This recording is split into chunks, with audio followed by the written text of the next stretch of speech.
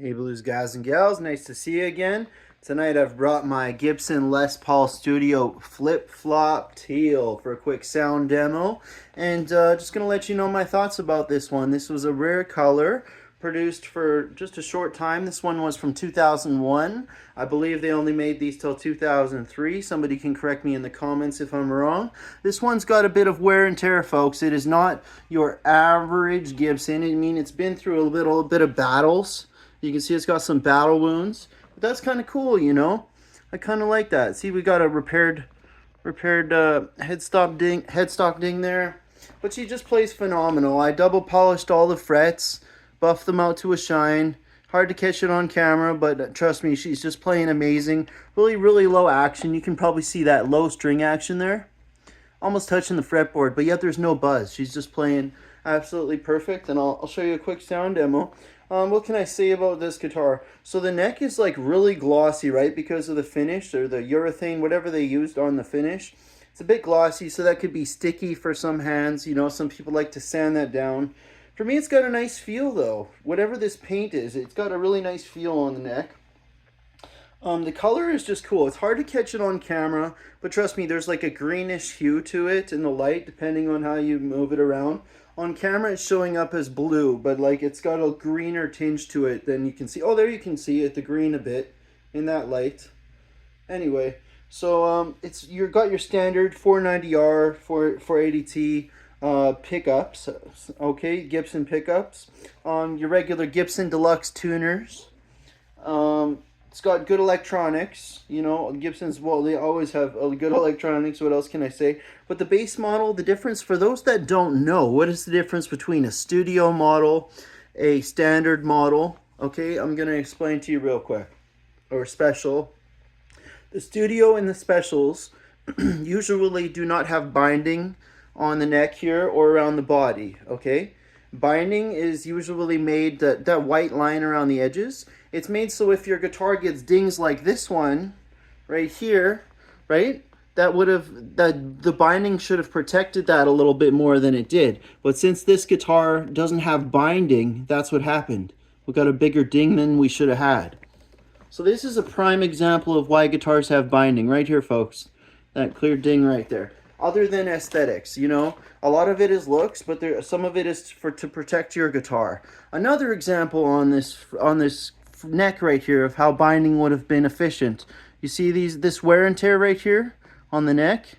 Looks like maybe it was dropped at one point there. Somebody bashed it on something. Yeah, folks, if it would have had binding along the neck, it would have protected it a lot more there. But we've just got rosewood there, no binding on top of the rosewood. So those are two prime examples of why binding is important. Now, for the bare bones, the sound, like I'm about to show you how this sounds, it just sounds absolutely, you know, amazing. Gibsons all sound great, they play great. And the beautiful thing about this guitar, even though it's been banged up, like I'll show you this headstock right there. See that? The headstock damage there? I repaired that one. But even though she's banged up, she still plays like new. This is 24, almost 25 years later. And I'd say maybe even better than it played when it came out the shop. The neck is still straight. Straight is narrow. It's really straight. Everything's still perfect. So if for the folks wondering why Gibson, why did these guys spend all this money on Gibson? Well, this guitar is a good example for that. You know, it's been through war. It's been through high hell and back, and she's still playing great. That's why we spend our monies on Gibson, okay? They're usually, like, repairable. 9 times out of 10, you're going to be able to bring it back to life. And that other one time, if you can't bring it back to life, you know, there's someone out there in the world that can. You know what I mean? These are treasured instruments.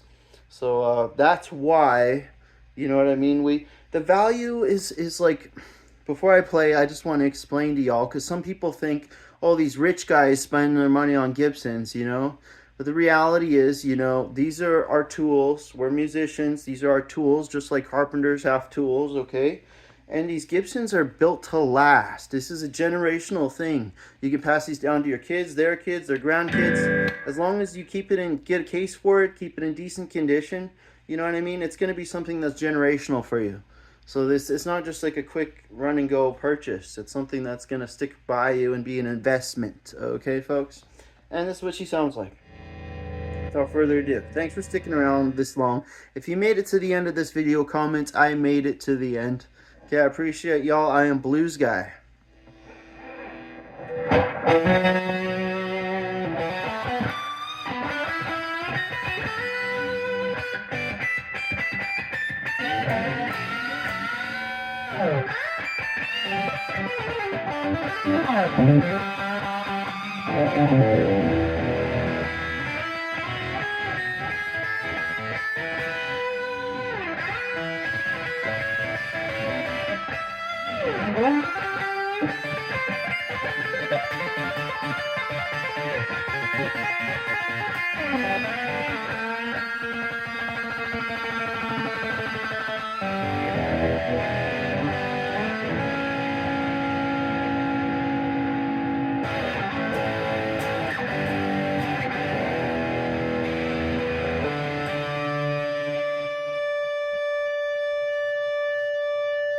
Ooh, sustain.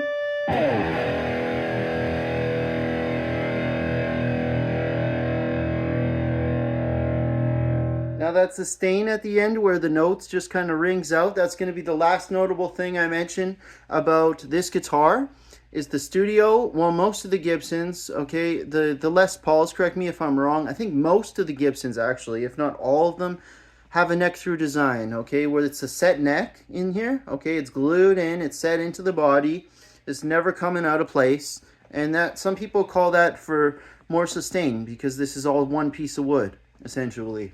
Whereas on a lot of the Epiphones, you get a back plate on here and there's a bolt-on neck. But the studio, actually, the studio Epiphone, I don't believe, has the bolt-on. It's neck through just like this. So that's one of the great benefits of the studio. The last notable thing I'm going to mention about the difference between the Epiphone studio and the Gibson studio is these block inlays.